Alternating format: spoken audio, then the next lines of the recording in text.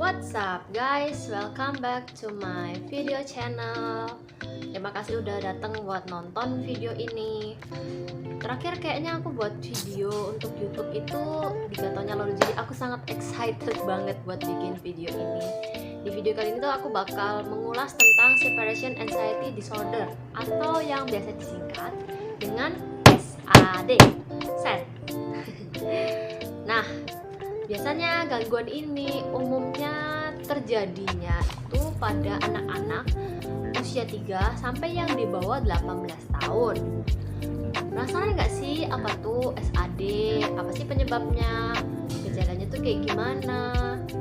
Nah, sebelum kita mulai penjelasan yang berikut itu, jangan lupa untuk like, comment, and subscribe. Oke, mari kita lanjut saja. Yuk.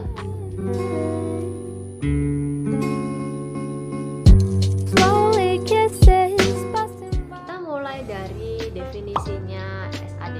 Separation Anxiety Disorder adalah kecemasan yang berlebihan atau over ketika menghadapi perpisahan dengan figur penting yang ada di dalam hidupnya, seperti orang tua ataupun saudara.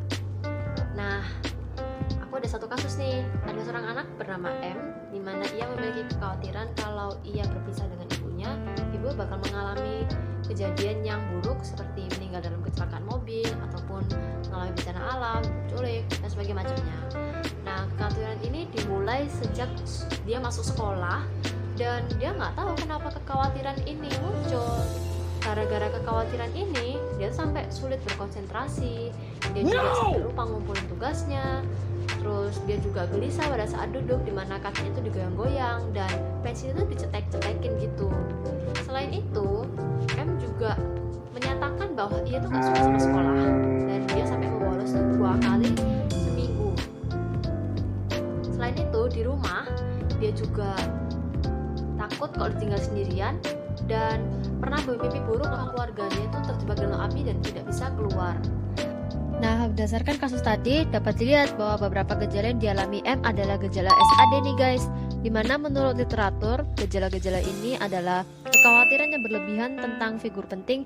Kalau figur penting itu kena bahaya yang muncul, misalnya penyakit, cedera, bencana, ataupun kematian, dan kena peristiwa yang tidak diinginkan, misalnya kayak hilang, diculik, mengalami kecelakaan, ataupun jatuh sakit. Individu juga enggan dan menolak untuk pergi keluar seperti ke sekolah ataupun ke kantor. Memiliki gejala somatis seperti sakit kepala, sakit perut, mual, muntah, kram, nyeri otot, dan lain-lainnya. Individu juga takut untuk sendirian kalau nggak ada figur pentingnya. Lah, kenapa sih anak tuh bisa ngalami kayak SAD gitu?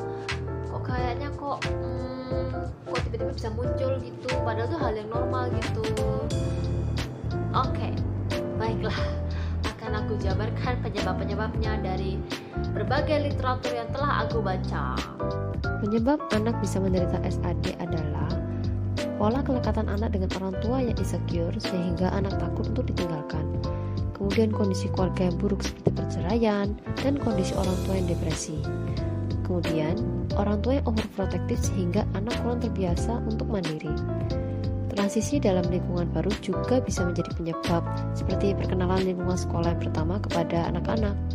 Dan yang terakhir, aturan dan disiplin yang terlalu berlebihan sehingga anak-anak kurang bisa mengambil keputusan. Kita udah mengetahui definisinya, kita juga udah mengetahui gejalanya dan penyebabnya. Habis gini, aku akan menjelaskan tentang dampak dari gangguan ini bila tidak segera ditangani. Terus pantengin ya. Gangguan ini memiliki dampak baik kepada anak dan juga kepada keluarga. Bagi anak menjadi menolak berpartisipasi dalam kegiatan dengan teman sebayanya. Anak akan menolak sekolah, bahkan mogok dan berhenti sekolah. Anak juga akan menimbulkan keributan ketika hendak mengalami perpisahan dengan figur lekat. Bagi keluarganya, orang tua menjadi tidak memiliki me time atau waktu untuk dirinya sendiri, sehingga hal ini menjadi cukup stressful bagi orang tua, dan saudara menjadi iri karena saudara menganggap bahwa orang tua lebih memperhatikan anak yang memiliki gangguan SAD ini. Lalu, bagaimana sih cara mengatasi gangguan ini? Berdasarkan literatur, kebanyakan psikolog memakai terapi yang disebut sebagai cognitive behavioral therapy, di mana di dalam terapi ini psikolog akan membantu penderita untuk menyusun ulang pikirannya yang negatif dan irasional menjadi positif dan rasional.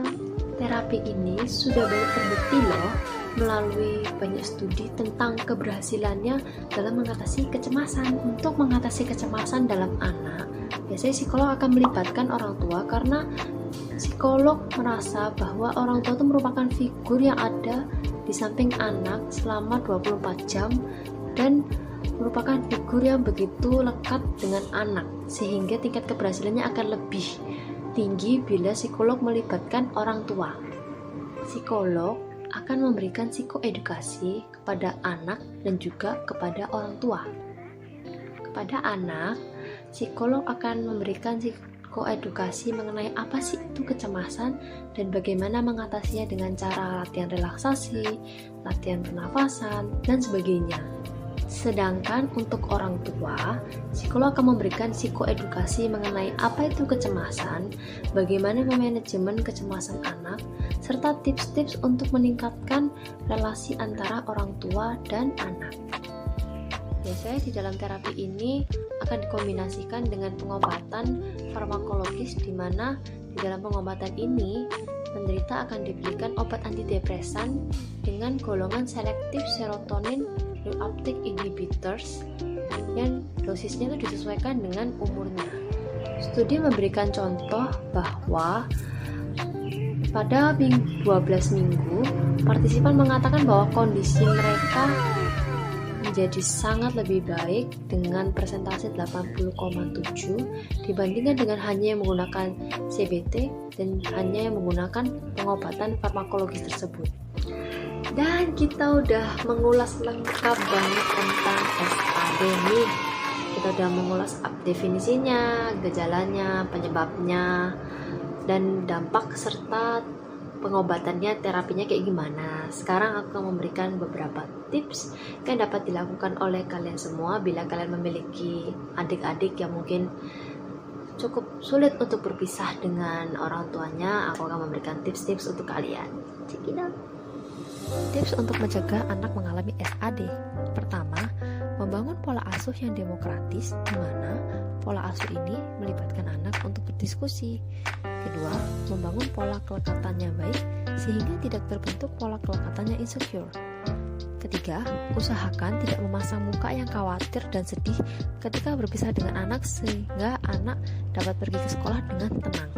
Keempat, teknik fading, di mana ketika anak sudah mulai terbiasa untuk bersekolah dan nyaman dengan lingkungannya, orang tua dapat pelan-pelan mengurangi intensitas pendampingannya. So, that's all for my video. Thanks for watching. Maaf kalau misalnya aku udah salah kata ataupun salah informasi. Kalian bisa betulkan aja nanti di komen gitu ya. Sekali lagi, thank you so much. Jangan lupa untuk like, comment, and subscribe. See you guys in the next video.